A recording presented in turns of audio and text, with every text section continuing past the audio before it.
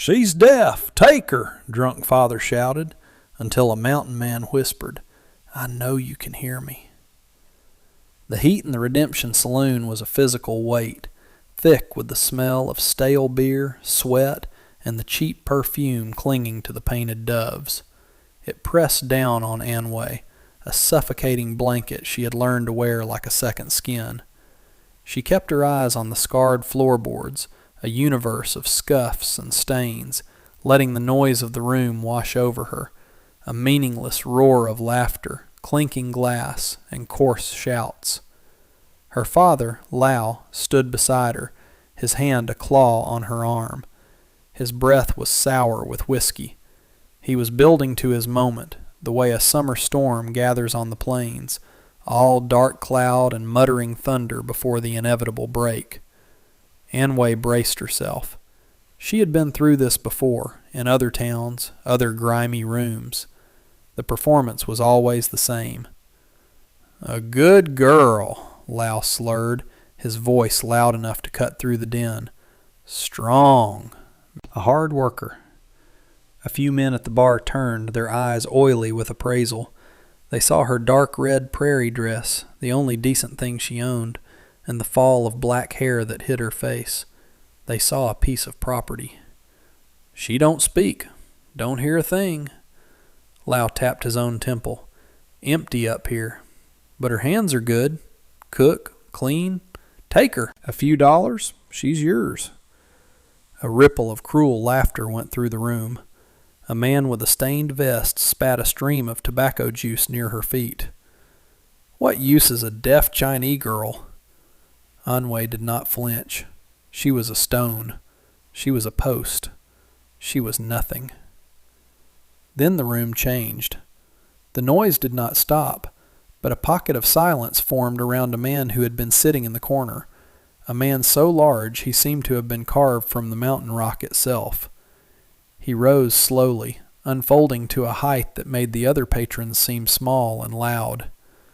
A thick, dark beard covered the lower half of his face, and his hair was long, tied back with a leather thong. His eyes, fixed on her father, were the color of a winter sky. He moved without a sound, his worn buckskins making no rustle, his boots heavy but silent on the boards. He stopped before them, a wall of muscle and quiet menace. He looked past Lau, his gaze settling on Anway. For a second she felt seen, truly seen, and a tremor of fear, sharp and unfamiliar, went through her. "Leave the girl alone," the mountain man said. His voice was a low rumble, like rocks shifting deep underground. Lau, emboldened by drink, puffed out his chest. "This is my daughter, my business." The big man didn't raise his voice. He didn't have to. "I'm making it mine." He reached into a pouch on his belt and dropped 2 heavy silver dollars on the bar. They landed with a solid, final clink. "That's for your whiskey. Now get out." Lau looked from the coins to the man, and the drunken courage shriveled inside him.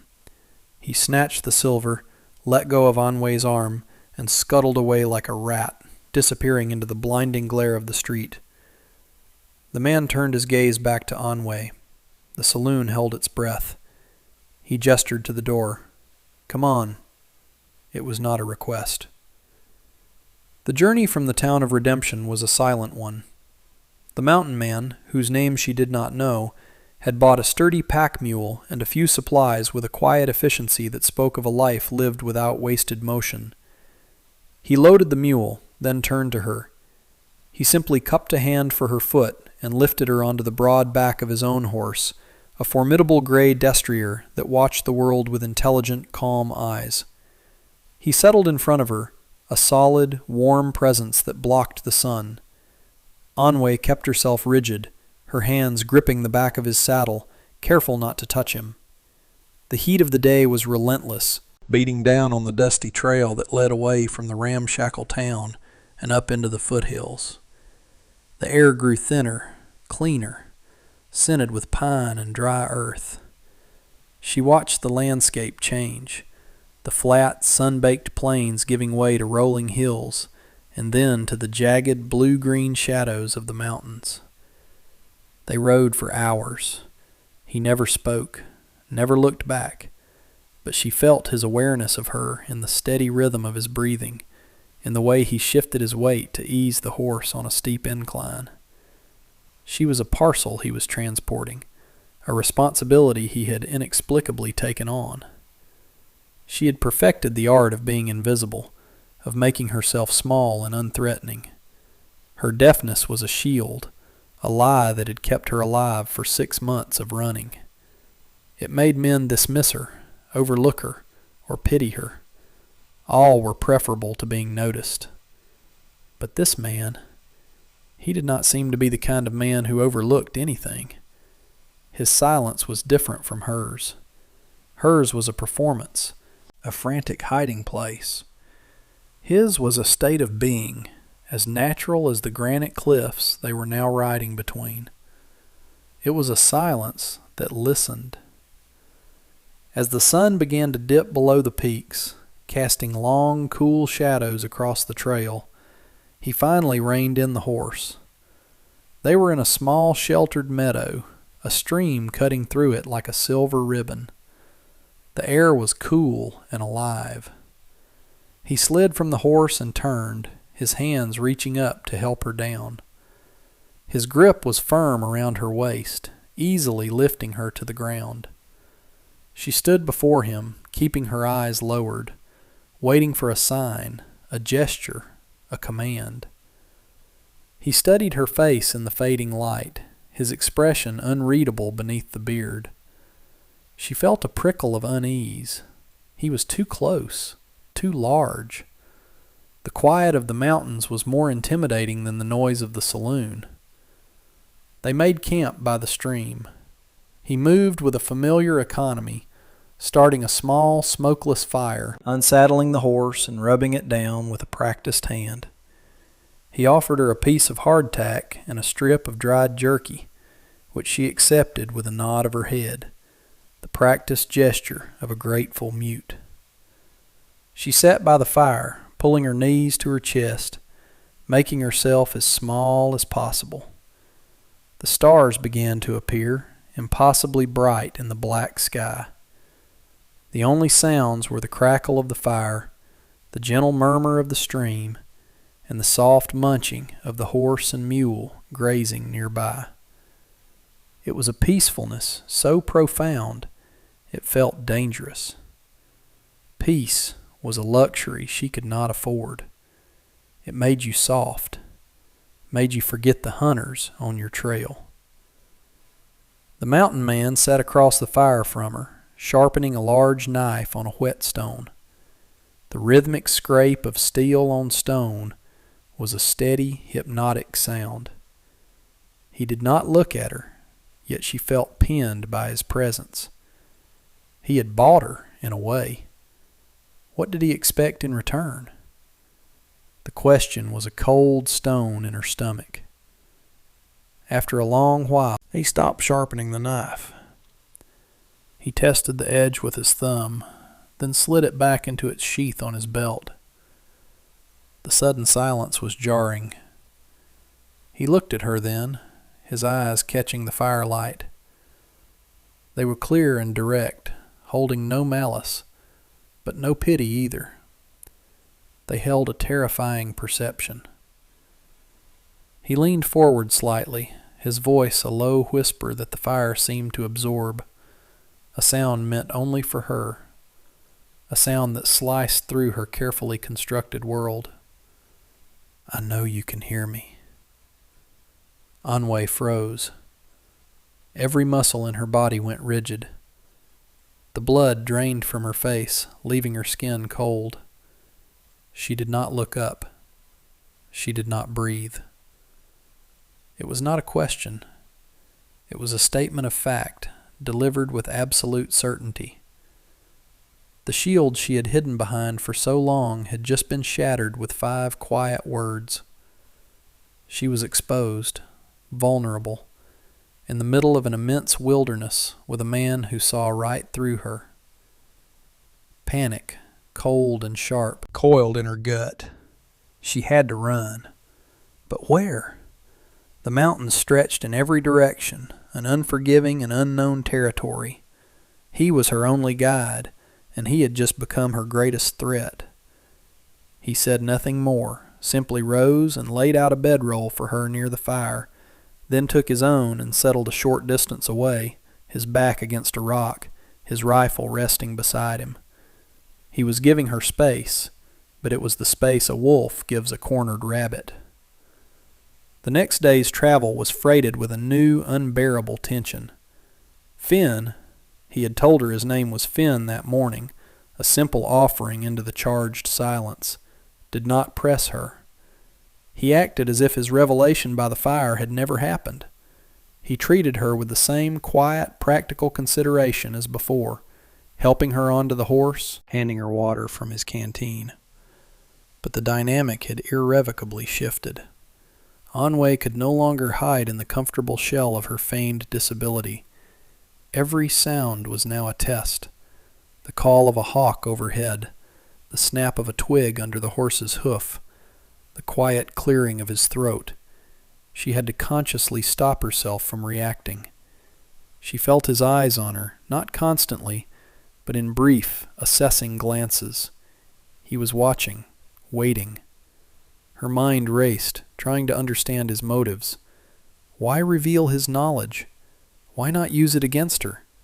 He had saved her from one kind of predator in the saloon, but what if he was just another kind, more patient, more clever?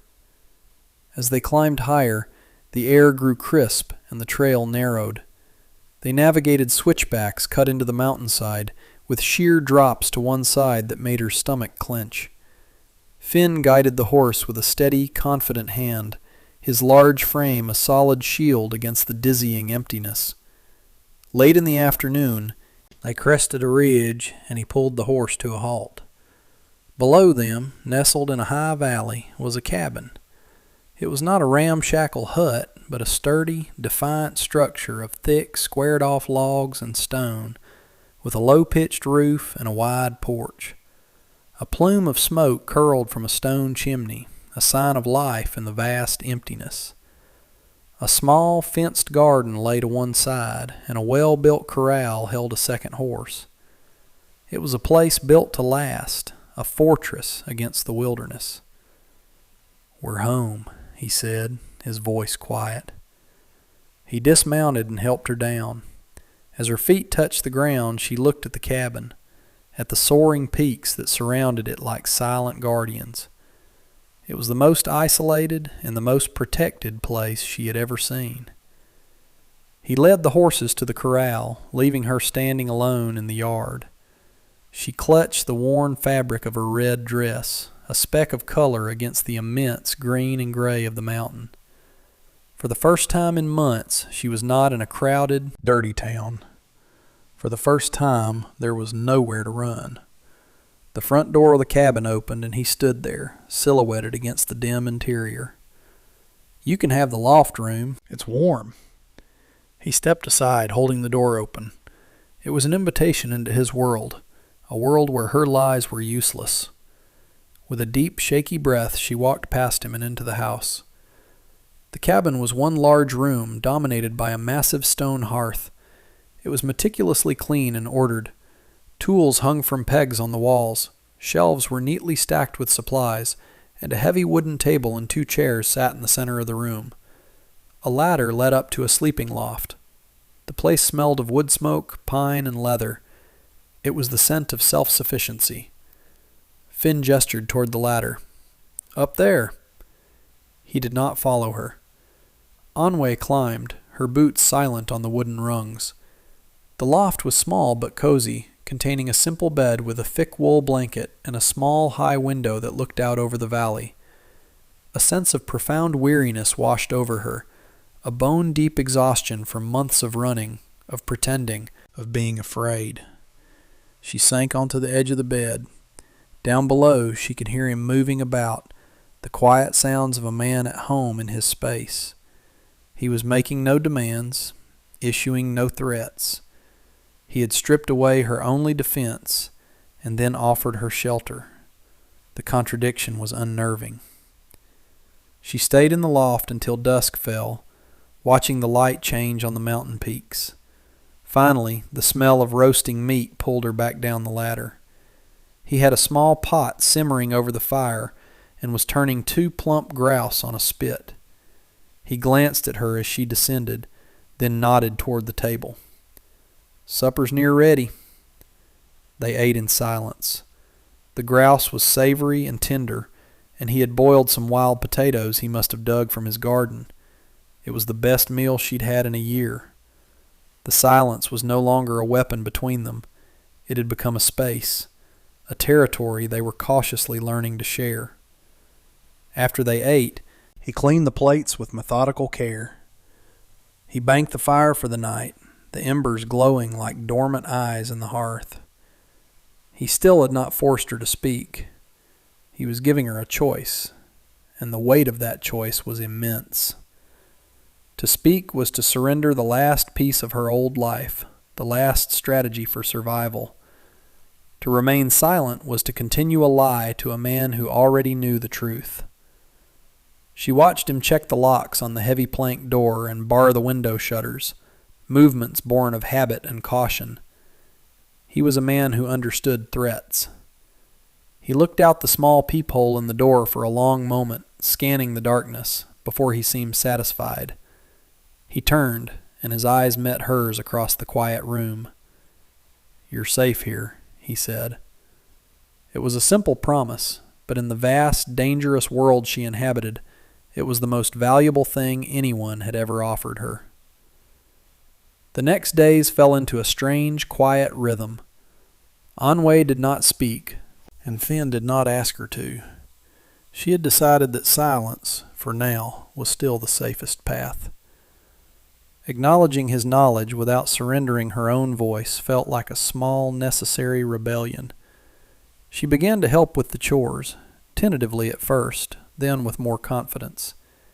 She fed the chickens he kept in a small coop, weeded the garden, and helped him haul water from the well. He accepted her help with a quiet nod. He taught her nothing with words, but she learned by watching. She learned how he could read the weather in the clouds, how he knew which plants were for eating and which for medicine, how he could move through the dense forest with the silence of a shadow. He was a part of the mountain, and it was a part of him. One afternoon, while she was mending a tear in his shirt, the fabric coarse and worn, the work of her needle precise and small, she saw them. 3 riders, far down the valley, moving slowly along the creek bed. They were just dark figures on horseback, but a cold dread seized her. They were too purposeful, their path leading directly toward the hidden valley. She dropped the shirt and ran to the door of the cabin, her heart hammering against her ribs.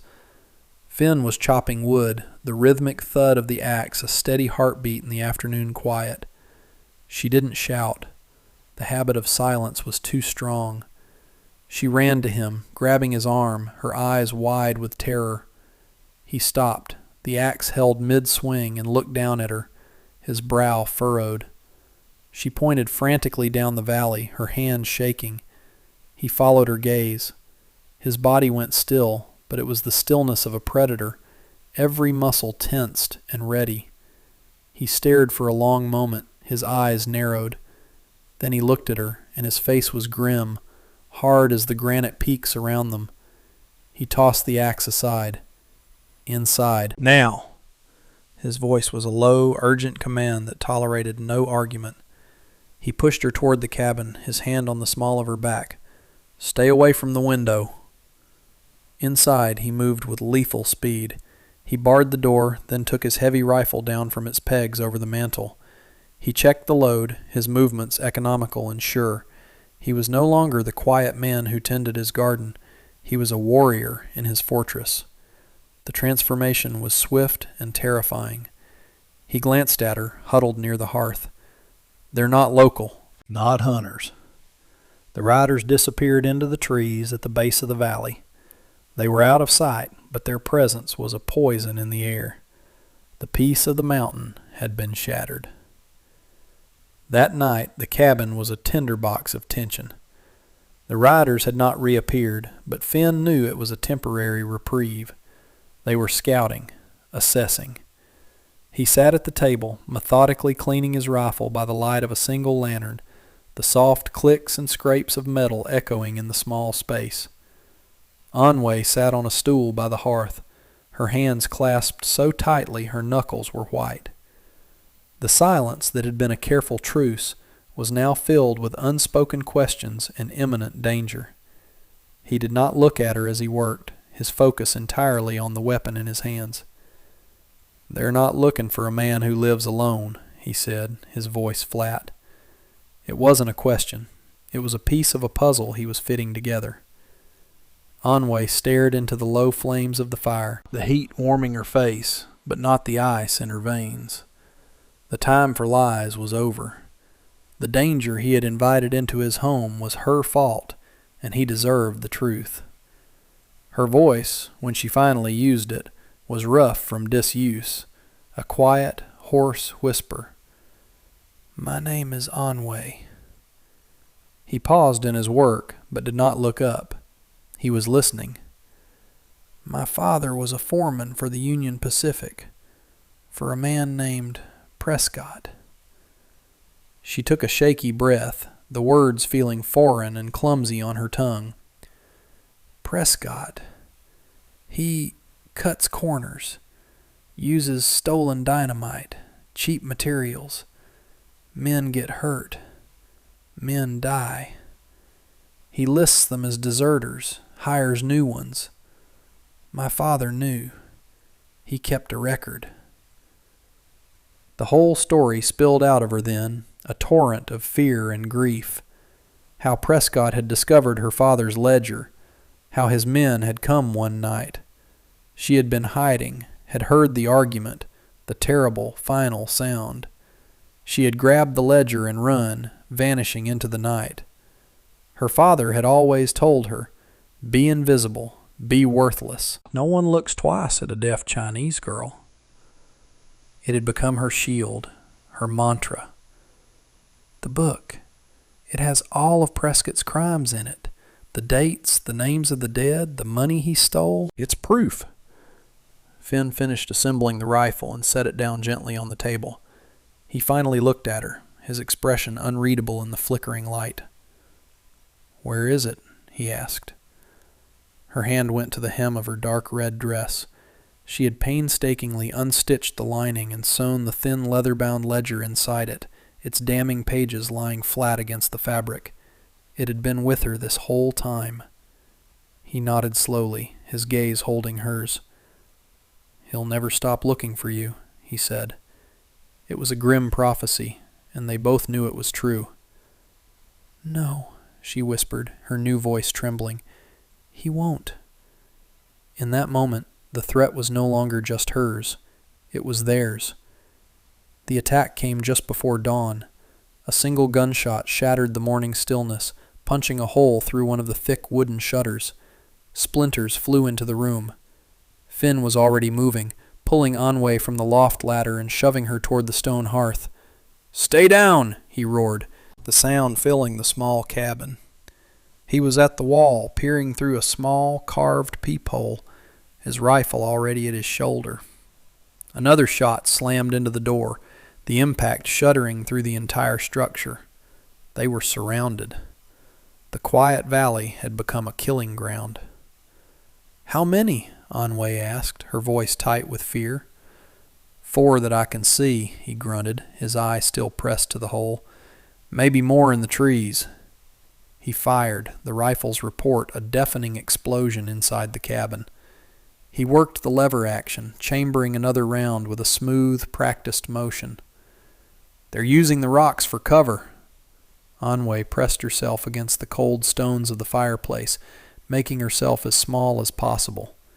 She could hear the men shouting outside, their voices muffled by the thick log walls. Bullets thudded into the cabin, embedding themselves in the timber with sickening thwacks. This was her fault. She had brought this violence to his door, to this place of peace he had built with his own hands. Guilt was a sharp, bitter taste in her mouth. Finn fired again. He He moved between the peepholes on 2 different walls, never giving them a stationary target. He was a force of nature, a cornered bear defending its den. Anwe watched him, her fear mingling with a dawning sense of awe. He moved with a brutal grace, his every action deliberate and deadly. He was not just a quiet man of the mountains. He was a warrior. She saw a second rifle, smaller than his, leaning against the wall near the shelves. Without thinking, she crawled toward it. She knew guns. Her father had made sure of that. "A woman alone needs to know," he had said. She picked it up, the weight familiar in her hands. She checked the load. It was ready. Finn glanced at her, his eyes wide with surprise. "What are you doing?" "Helping," she said, her voice firm. She crawled to the opposite wall, to a peephole he wasn't using. She pressed her eye to it, the world shrinking to a tiny circle of gray pre-dawn light. She saw a flicker of movement behind a large boulder. She steadied the rifle, took a deep breath, and waited. The man broke cover, making a run for the blind spot near the porch. Anwe fired. The rifle kicked hard against her shoulder. The man cried out and stumbled, clutching his leg before dragging himself back behind the rock. Finn stared at her, a look of stunned respect on his face. The quiet, helpless girl was gone. In her place was a survivor. The fight raged for another hour. They were pinned down, the 4 walls of the cabin their only salvation.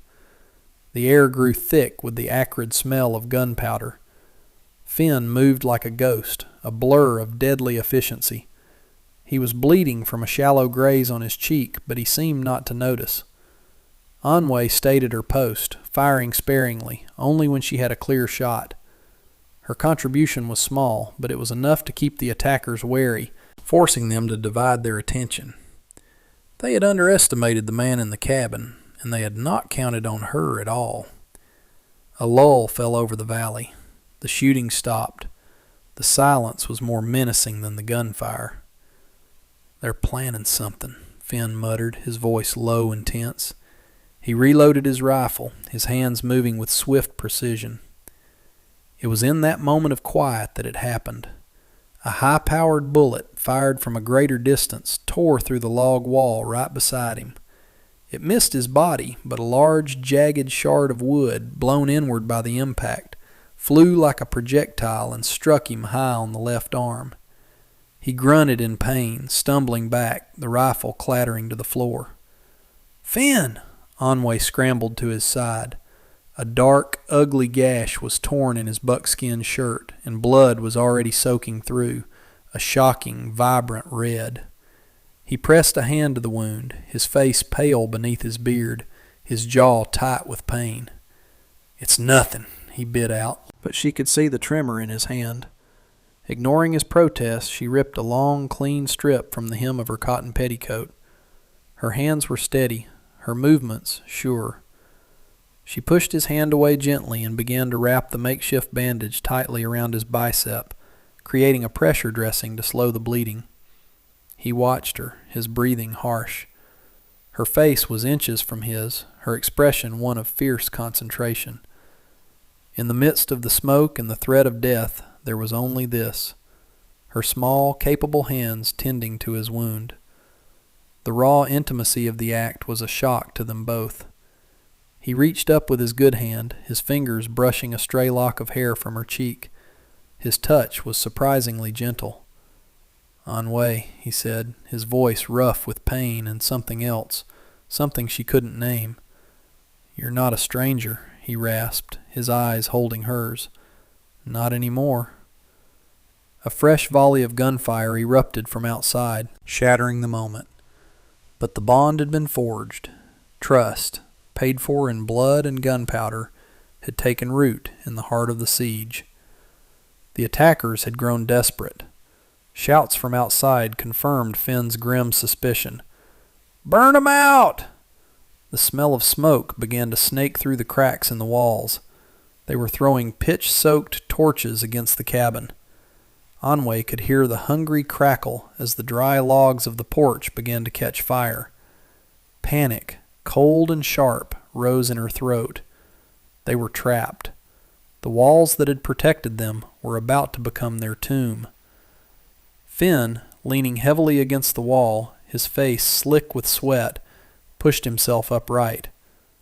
"The well," he said, his voice strained. "The back window opens over the well house roof. We can't stay here." The smoke was getting thicker, stinging their eyes, catching in their throats. Heat radiated from the front of the cabin. It was now or never. He moved to the small window at the back, his wounded arm held stiffly at his side. He unbarred it and pushed it open. Cool, clean air rushed in, a brief reprieve. Below them was the sloping roof of the small structure that covered the well. Beyond that, a stand of thick pine trees offered a chance of cover. "Go," he ordered, his voice leaving no room for argument. "I'll be right behind you." Anway hesitated, looking at his pale face, the dark stain spreading on his sleeve. "I'm not leaving you." "Go," he repeated, his tone fierce. "I can't cover you from in here." She understood. It wasn't about abandoning him. It was tactics, survival. She slung the smaller rifle over her shoulder, took a deep breath of the choking air, and scrambled through the window. She landed with a soft thud on the shingles of the well house roof, sliding down the short incline and dropping to the damp earth below. The air outside was cold and sharp. The front of the cabin was engulfed in orange flames. She could see two of the men, their faces illuminated by the fire, feeding the blaze. Finn appeared in the window, his large frame filling the opening.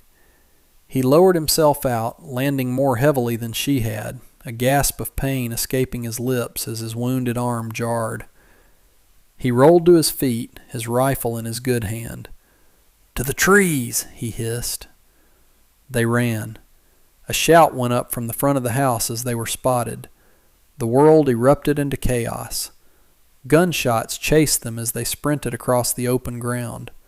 A bullet whizzed past Anway's ear with a sound like a tearing cloth. She didn't look back. She ran for the safety of the deep woods, Finn a half step behind her, a grim, protective shadow. They plunged into the darkness of the forest just as the cabin's roof caught fire with a roar, sending a shower of sparks into the night sky.